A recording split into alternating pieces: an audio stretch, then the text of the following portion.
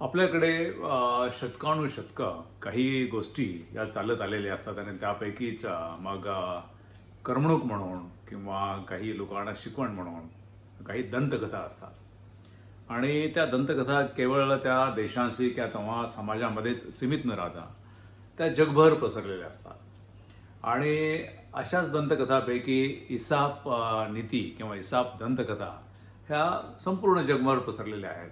खरं म्हणजे इसाप हा इसवी सन 600 पूर्वी ग्रीक देशामध्ये होऊन गेलेला एक लेखक होता. पण त्याच्या दंतकथा सगळीकडे प्रसिद्ध झाल्यात आणि भारतामध्ये पण त्या आल्या आणि भारतामध्ये आपण त्या वाचतो.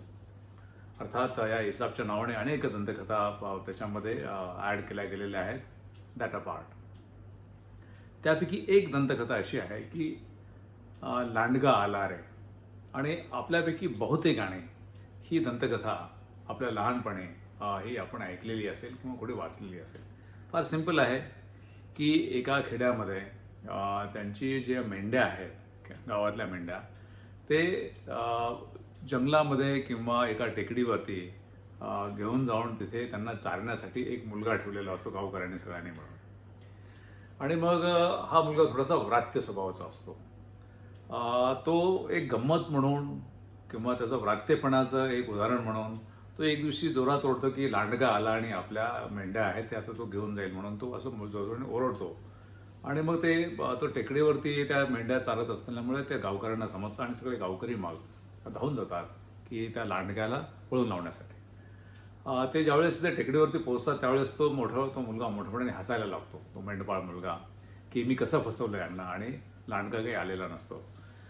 ते लोक त्याच्यावरती चिडतात आणि असं करत जाऊ नको, हे चुकीचं आहे असं सांगून ते परत येतात. काही दिवसानंतर पुन्हा तो मुलगा हीच मिस्चिफ किंवा हाच प्रात्यपणा म्हणून पुन्हा ओरडतो की लांडगा आलाय, आपल्या मेंढ्या तो घेऊन जाणार आहे म्हणून. गावकरी पुन्हा सर्वजण धावत जातात आणि मग तिथे गेल्यानंतर पाहता तर ते लांडगा नसतो आणि हा मुलगा पुन्हा जोरजोरात हसतो आणि मी कशी यांची जिरवली किंवा मी यांची कशी गंमत केली याने तो खुश होतो. यावेळेस गावकरी जरा जास्त चिडलेले होते आणि त्यांनी सांगितलं की यापुढे तू जर अशी काही चूक केली आणि खोटं काही बोलला तर आम्ही आमच्याशी गाठ आहे म्हणून. काही दिवसांनी तो मुलगा पुन्हा ओरडायला लागला की लांडगा आला म्हणून. आणि त्यावेळेस गावकऱ्यांनी सांगितले याची एक सवय आहे, याची एक खोड आहे की काही नसताना हा ओरडतो. आणि त्यामुळे मग त्यांनी त्याच्याकडे दुर्लक्ष केलं आणि हे नेहमीच त्याचं झालेलं आहे म्हणून ते काही तिकडे त्याच्याकडे गेले नाहीत. पण त्यावेळेस खरोखरच लांडगा आलेला होता आणि त्यामुळे म्हणून तो ओरडत होता की लांडगा आलेला आहे, मेंढ्यांना वाचवावं. अर्थात लांडगा आला त्यामुळे सगळ्या मेंढ्या पांगल्या गेल्या जंगलामध्ये. त्यांचं पुढे काय झालं माहीत नाही. पण संध्याकाळी मेंढ्या घेऊन तो मुलगा गावामध्ये परत आल्यामुळे मग गावकरी जरा थोडेसे चिंतातूर झाले होते. नंतर त्यांनी पाहिलं तर ते त्याला त्या टेकडीवरती पाहायला गेलं तर तो एकटाच ते रडत होता. आणि त्याने सांगितलं की मी इतकं ओरडलं पण कोणीच आलेलं नाही, त्यामुळे लांडग्याने आपल्या मेंढ्या पळून लावलेल्या आहेत आणि जंगलामध्ये त्या इतरत्र सर्वत्र ते पसरलेले आहेत आणि मला ते काही सापडत नाही आहे. ही वस्तुस्थिती होती. पण प्रश्न असा होता की गावकऱ्यांचा त्या मुलावरती विश्वास नसल्यामुळे हे त्यांच्यावरती ते संकट आलेलं होतं. आणि मग असा व्रात्यपणा करू नये किंवा खोटं बोलू नये किंवा विनाकारणाचा त्रास देऊ नये याच्यासाठी ही दंतकथा आणि त्याच्यामध्ये त्याचं मॉरल सांगितलं जातं. ही दंतकथा आठवण्याचं कारण म्हणजे की आपल्याकडे आता कोरोनाच्या नंतर जग काय होणार आहे याबाबत बऱ्याचशा गोष्टी आता चालू आहेत आणि मग जगाची इकॉनॉमी कमी झालेली आहे. मग जग आता थोडंसं रिसेशन म्हणजे मंदीकडे जाणार आहे. यापूर्वी कधीही आलेली नव्हती इतकी मोठी मंदी येणार आहे आणि याच्यामुळे मग लोकांना रोजगार राहणार नाही आहे. असे बऱ्याचशा गोष्टी आहेत किंवा मग लोकांचं जीवन हे पूर्ण बदललेलं असेल, ह्या सगळ्या गोष्टी होतात. पण ह्या गोष्टी आहेतच. पण समजा आपण थोडा वेळ कोरोना व्हायरस हा विसरून जाऊया, परिस्थिती काय याचा थोडासा विचार केला पाहिजे. जगामध्ये खरं म्हणजे जे खरं स्थित्यंतर सुरू झालं ते जगाचं औद्योगिकरण सुरू झालं सुमारे 200 वर्षापूर्वी. टू बी प्रिसाइज 1760-70-80च्या दरम्यान ज्यावेळेस जेम्स वॅटने स्टीम इंजिनमध्ये इम्प्रोव्हायझेशन केलं आणि त्याचं पॅटंट घेतलं स्टीम इंजिनचं. आणि मग जी यापूर्वी फक्त जनावरं किंवा माणसं काम करायची त्याच्याऐवजी आता यंत्र काम करायला लागला. मग त्यावेळेस टेक्स्टाईलमध्ये फरक पडायला लागला आणि मग पहिली औद्योगिक क्रांती सुरू झाली. आणि मग असं झालं की अरे आता यंत्रच आपलं माणसाचं काम करावं लागणार आहे आणि यंत्रच आता जनावरांचं काम करणार आहे, त्यामुळे आता रोजगार बुडणार आहे, अशी एक त्याची चर्चा सुरू झाली. पण खरं म्हणजे की पहिल्या औद्योगिक क्रांतीनंतर जे काही घडलं त्याच्यामुळे रोजगार वाढला, तो कमी झाला नाही. काही त्यावेळेसचे तज्ज्ञ होते की आता काय यंत्रच काम करत असल्यामुळे आता खरं म्हणजे रोजगार कमी होईल, तसं झालं नाही. नंतर 1840 ते 1860च्या दरम्यान जे आपण सध्याचं इंजिन बघतो, ज्याला इंटरनल कंबशन इंजिन म्हणतात, किंवा इलेक्ट्रिसिटीचा मोठ्या प्रमाणात वापर करण्यात यायला लागला मास प्रोडक्शनसाठी. आणि दुसरी औद्योगिक क्रांती खरं म्हणजे मोठ्या प्रमाणात त्याने जग बदलून टाकलं. आणि त्यावेळेस मग असं झालं आता इलेक्ट्रिसिटीमुळे काम होतं आहे, थोडंफार ऑटोमेशन आलेलं आहे, हे आलेलं, त्याच्यामुळे आता तर लोकांचा रोजगार जाईल आणि लोक खूप मोठ्या प्रमाणामध्ये बेरोजगार होईल, अशा पद्धतीचं वातावरण त्यावेळेचे अर्थतज्ज्ञ वगैरे सगळं बोलत होते. पण झालं असं की त्याच्यामुळे खरं तर दुसऱ्या औद्योगिक क्रांतीमुळे जग बदललं आणि खूप मोठ्या प्रमाणात रोजगार निर्माण झाला. कारण मग कारखाने आले, प्रोडक्शन लाईन्स झाल्या आणि मग कंझ्युमरचा जे प्रॉडक्ट्स होते ते वाढले. सगळं जग बदललं आणि खरं जग बदललं ते दुसऱ्या औद्योगिक क्रांतीमुळे. आणि मग आपल्याला माहिती आहे की आजचे जगाचे जे रूट्स आहेत, जे सध्या जे चलनवलन आहे, ते दुसऱ्या औद्योगिक क्रांतीमध्ये आहे. त्यामुळे रोजगार वाढला. नंतर तिसरी औद्योगिक क्रांती 1960च्या दरम्यान आली, ज्यावेळेस इंटरनेट, IT, कॉम्प्युटरायझेशन, सॉफ्टवेअर आले. आणि मग लोकांना वाटलं की अरे आता तर काय संपलं जातं काय, की जिथे तुमचा कॅशियर असतो त्याच्याऐवजी तुम्हाला ATM येणार आहेत, अमुक होणार आहे, तमुक होणार आहे, हे सगळ्या गोष्टी आहेत. आणि आता तर निश्चितपणे रोजगार कमी होईल. बँकेमध्ये लोकांना त्याची गरज नाही. आणि खरं काही जॉब तसे गेलेले आहेत, असं नाही आहे. पण जितके जॉब गेले त्याच्यापेक्षा हजारो, काही पटीने नवीन जॉब आले. त्यामुळे त्यावेळेससुद्धा त्यावेळेसचे तज्ज्ञ जे सांगायचे की आता जॉब जे जाणार आहेत ते झालं नाही, झालं उलटं. म्हणजे पहिले तिन्ही औद्योगिक क्रांतीमध्ये ज्यावेळेस सुरुवातीला यंत्राचा वापर करण्यात आला, नंतर इलेक्ट्रिसिटी आणि इंजिनचा आणि बाकीच्या सगळ्या टेक्नॉलॉजीचा वापर करून मॅस प्रोडक्शन सुरू झालं, किंवा मग ITचा वापर ज्यावेळेस सुरू झाला त्यावेळेससुद्धा असं एक थ्रेट होता की आता माणसाचं काम हे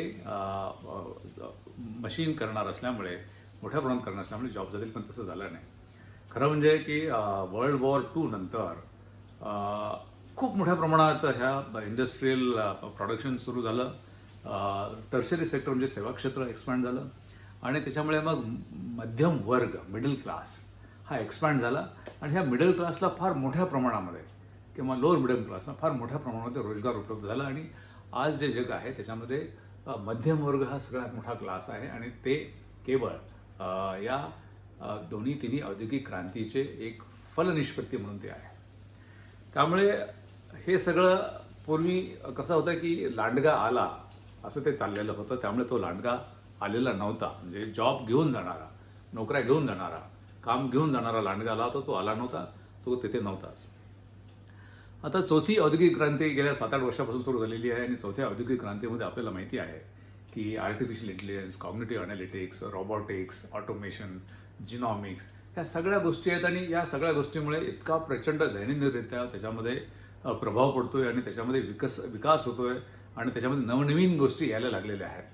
त्यामुळे आता तर असं झालेलं आहे की आता तर ह्या सगळ्या गोष्टीमुळे माणसाला काम करण्याची गरज राहणार नाही. बहुतेक कामं सगळे हे अल्गोरिदमिक असतील, सॉफ्टवेअर्स करतील, मशीन लर्निंग असेल, तुमचे कॉम्प्युटर सॉफ्टवेअरच प्रोग्राम्स लिहितील, असं भरपूर काही आहे. आणि त्याचे काही गोष्टी पण दिसू पण लागलेल्या आहेत की काही जॉब्स हे जायला लागलेले आहेत.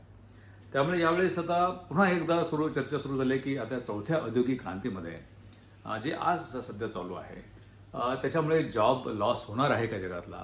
मग याच्यामध्ये काही तज्ज्ञ लोकांनी पुन्हा एकदा सुरू झाले की पहिल्या 3 औद्योगिक क्रांतीमध्ये जसे तज्ज्ञ बोलत होते तसं आत्ता सुरू झालं.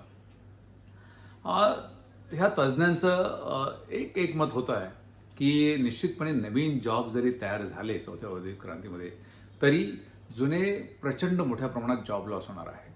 आणि वर्ल्ड इकॉनॉमिक फोरम च्या एका 2016च्या रिपोर्टप्रमाणे आजचे जे जॉब्स आहेत, आजच्या ज्या नोकऱ्या, त्यापैकी 65% नोकऱ्या पुढच्या 10 ते 15 वर्षामध्ये संपुष्टात आलेल्या असते. असेच इतर रिपोर्ट्स आहेत. काही रिपोर्ट्स असे आहेत की नाही, जॉब्स वाढतील. पण सूर असा आहे की आता ह्याच्यासाठी की कारखानदारी असेल, किंवा सॉफ्टवेअर असेल, किंवा तुमचे सेवा क्षेत्र असेल, किंवा तुमचं किंबहुना कुठलंच क्षेत्र असं राहिलेलं नाही की जिथे artificial intelligence, cognitive analytics, algorithm, हे सगळ्या ज्या टेक्नॉलॉजी आहेत, हे जॉब्स तिथे पॅरलली मशीनमध्ये असणार आहेत आणि ते कॉम्प्युटरायझेशन झालेलं असेल किंवा इतर काही टेक्नॉलॉजी त्यामध्ये असते. त्यामुळे जॉब लॉस होणार असं सगळ्यांचं एकमत आहे. नवीन जॉब जरी झाले असले तरी मला वैयक्तिकरित्या असं वाटतं की जॉब लॉस हा निश्चितपणे ह्या चौथ्या औद्योगिक क्रांतीमध्ये होणार आहे. आणि मग यावेळेस लांडगा खरंच आलेला आहे. यावेळेस खरंच जॉब लॉस होणार आहे आणि चौथ्या औद्योगिक क्रांतीमुळे खूप चांगलं काही होणार जरी असलं, चांगलं म्हणजे ते प्रचंड चांगलं होणार आहे, त्याच्यामध्ये काही दुमतच नाही आहे की माणसाचं आयुष्य अजून वाढेल, रोग कमी होतील, आयुष्य आणखी सुखकारक होईल. या बऱ्याचशा गोष्टी जरी असल्या तरी जॉब जाणार आहेत आणि त्यामुळे हे किती जाणार आहे हे आपल्याला आज माहिती नाही. लांडगा आलेला आहे, तो किती मोठ्या प्रमाणात आपले त्याचे हे मेंढ्या घेऊन जाणारे माहीत नाही आहे. पण एक निश्चित आहे की यावेळेस गाफील राहून चालणार नाही. पहिल्या 3 वेळेस जॉब क्रिएट झाले या अंधश्रद्धेखाली जर आपण राहिलो तर मला वाटतं की मग 21व्या शतकामधले ती फार मोठी एक शोकांतिका ठरेल. जॉब जर लॉस झाला नाही तर चांगलीच गोष्ट आहे, पण जॉब लॉस होण्याची शक्यता आहे आणि आज जे चित्र दिसतंय आणि काही जे रिपोर्ट्स त्याप्रमाणे सांगतायत त्यावर आपण त्याच्यावरती थोडासा विश्वास ठेवून मग हे जॉब लॉस होणारच आहेत त्याच्याकडे खरं म्हणजे सर्व जगाने, सर्व राष्ट्रप्रमुखाने आणि विशेषतः सर्व समाजाने विचार करण्याची गरज आहे. दुसऱ्या महायुद्धानंतर जसा एक मध्यमवर्ग झाला, मोठा झाला, तसं असं सांगितलं जातं की चौथ्या औद्योगिक क्रांतीमध्ये एक आणखी एक मोठा क्लास तयार होणार आहे आणि तो क्लास म्हणजे असा आहे की क्लास ऑफ जॉबलेस पीपल. म्हणजे लोक शिकलेले आहेत, ट्रेंड आहेत, पण जॉब्स नाही आहेत, अर्थार्जनाचं काही त्यांच्याकडे साधन नाही आहे. त्यामुळे मग ही जी परिस्थिती आहे ही परिस्थिती येणार नाही असं जरी आपण गृहीत धरलं तरी पण if you want to win war be prepared.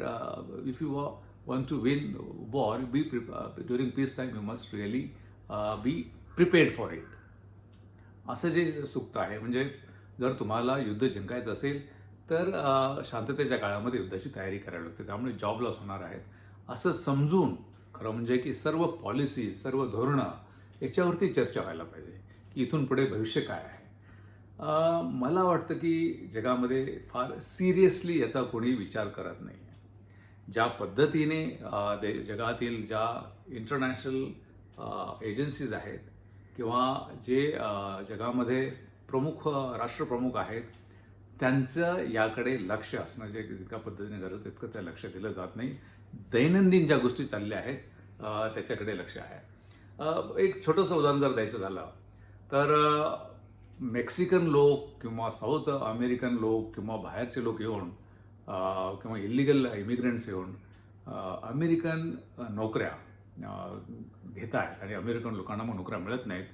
याच्यावरती प्रेसिडेंट ऑफ अमेरिका ट्रम्प यांनी मागच्या इलेक्शनमध्ये बऱ्यापैकी भर दिलेला होता आणि म्हणून त्यांनी मग अमेरिका आणि मेक्सिकोच्या बॉर्डरला एक अशी भिंत बांधायची की जेणेकरून तिकडून असे बेकायदेशीर असे निर्वासित अमेरिकेमध्ये येणार नाहीत याची ती तरतूद होती. आणि मग मला वाटतं की अमेरिकन लोकांना ते वाटलं, त्याच्याबद्दल कोणी क्वेश्चनही केलं नाही. अर्थात त्याला याची गरज आहे असे विरोधक काय म्हटले, पण बहुतांश अमेरिकांनी हे प्रेसिडेंट काहीतरी करतायत आणि त्यामुळे असं आपले जॉब वाचणार आहेत, आपल्या नोकऱ्या वाचणार आहेत. याच्यामुळे मला वाटतं की लोकांचा कल दिसला. हे खरं होतं का? इलिगल इमिग्रंट्स येत आहेत हे वस्तू जरी असली तरी काही आकडेवारी अशी सांगते की 2005-06 नंतर मेक्सिकन बॉर्डरमधून येणाऱ्या लोकांचा जो फ्लो आहे, जो येण्याचा दर आहे तो कमी होत गेलेला आहे. येत आहे ते खरं आहे पण कमी होत गेलेला आहे. काही ठिकाणी तर हे लोक परत जायला लागले कारण मेक्सिकोची इकॉनॉमी चांगली व्हायला लागली आहे. त्यामुळे हे असं वाढतंय असं नव्हतं की हा जो निर्वासित होता तो नव्हता आणि अमेरिकन जॉब लॉस त्याच्यामुळे होतं असं नव्हतं. मग अमेरिकन जॉब लॉस कशामुळे होतं ते अमेरिकन जॉब लॉसेस हे होत आहेत ते केवळ काही इंडस्ट्रीज हे बाहेर गेलेले आहेत. काही इंडस्ट्रीज हे बाहेरून जगातून कुठेही त्यांचे ऑपरेशन्स होत आहेत आणि विशेषतः सेवा क्षेत्रामध्ये तर मग जगातून कुठेही त्यांचे ऑपरेशन चालू असतात. आणि विशेष म्हणजे हे जॉब लॉस होण्याचं जे कारण आहे त्यांची सिलिकॉन व्हॅलीमध्ये होणाऱ्या ज्या टेक्नॉलॉजीज तयार होतात, आर्टिफिशियल इंटेलिजन्स, कॉग्निटिव्ह अनालिटिक्स, हे तिथे होत आहेत. त्यामुळे जॉब लॉस करण्याचं खरं सेंटर हे सिलिकॉन व्हॅली किंवा तसं त्यांचे तत्सम असे सेंटर्स आहेत. त्यामुळे खरं म्हणजे की जर तुम्हाला जर वॉल बांधायची जर असेल तर सिलिकॉन व्हॅलीमध्ये तिथे बांधावी की आमची जॉब जाऊ नयेत म्हणून. पण लोक याच्याकडे लक्ष देतात. म्हणून मला सांगायचं आहे की ज्या पद्धतीने भविष्याकडे नोकऱ्याच्या बाबतीमध्ये किंवा अर्थार्जनाच्या साधना बाबतीत जे बघायचं आहे तसं ते बघितलं जात नाही. भारताच्या बाबतीमध्ये खरं म्हणजे याच्यामध्ये थोडंसं आणखी जास्त लक्ष देण्याची गरज आहे. कारण आजही आपल्याकडे आपण जे बघितलं की कोविडच्या बाबतीमध्ये किती मायग्रंट्स एका राज्यामधून दुसऱ्या राज्यात जातात आणि त्यांची परिस्थिती काय आहे आणि ते कसं हालाखीचं जीवन जगतात आणि त्यांचं उत्पन्न काय आहे. त्यामुळे आपल्याकडे तशाही नोकऱ्या कमी आहेत किंवा असल्या तरी त्याचं इन्कमचा स्तर आहे तो अतिशय कमी आहे. आणि त्याच्यातच मग हे आता चौथ्या औद्योगिक क्रांतीमध्ये जॉब लॉसचा जर नवीन संकट आला तर मला वाटतं की आपल्याकडे थोडीशी परिस्थिती हाताबाहेर जाईल की काय असं एक शंका येते. आणि त्यामुळे सर्वांनी त्यासाठी सतर्क झालं पाहिजे की परिस्थिती हाताबाहेर जाऊ नये. आजही भारताचा जर आपण विचार केला तर शेतीवरती मेजॉरिटी लोक अवलंबून आहेत. पण शेतीपासून जे उत्पन्न येतं आहे ते GDP जो आहे सकल उत्पन्न ते अतिशय कमी आहे. त्यामुळे शेतीकडून तुम्हाला जर याच्याकडे जायचं असेल सेवा क्षेत्राकडे जायचं किंवा जास्तीत जास्त लोकांना रोजगार द्यायचा असेल आणि आता चौथ्या औद्योगिक क्रांतीमध्ये रोजगारच कमी होणार असेल मग काय परिस्थिती उद्भवणार आहे हे खरं म्हणजे माझ्या विचारांच्या पलीकडे आहे. आणि याच्यावरती खरं डायलॉग झाला पाहिजे. डायलॉग हा आणखी काही गोष्टीवरती होतो आहे. मी ज्यावेळेस दैनंदिनरित्या काही चॅनल सर्फ करताना बघतो ज्या गोष्टीवरती चर्चा होऊ नये अशा गोष्टीवरती चर्चा होत आहे की मिसळबरोबर पाव खावा का मिसळबरोबर ब्रेड खावा. मला वाटतं की हे खरं म्हणजे की ज्या भारतीय माणसाला राल्फ वॉल्डो इमर्सन या अमेरिकन नाटककाराने म्हटलं होतं की भारतीय मानव उच्चांक गाठलेला होता. त्यामुळे तोच हा माणूस आहे का की जो खरं म्हणजे की ज्याची रोजगाराच्या बाबतीमध्ये परिस्थिती कशी आहे, गरिबीची परिस्थिती कशी आहे आणि याच्यासाठी मग आपण भविष्याचा काही विचार करतो आहोत की नाही, जे कशा पद्धतीने चाललेलं आहे खरं याच्यावरती डिबेट कॉन्सन्ट्रेट झाला पाहिजे. अन्यथा मग तहान लागल्यानंतर वीर खोदणे यासाठी हा प्रकार होतो. आणि मला वाटतं की हे अतिशय गंभीर प्रकरण आहे.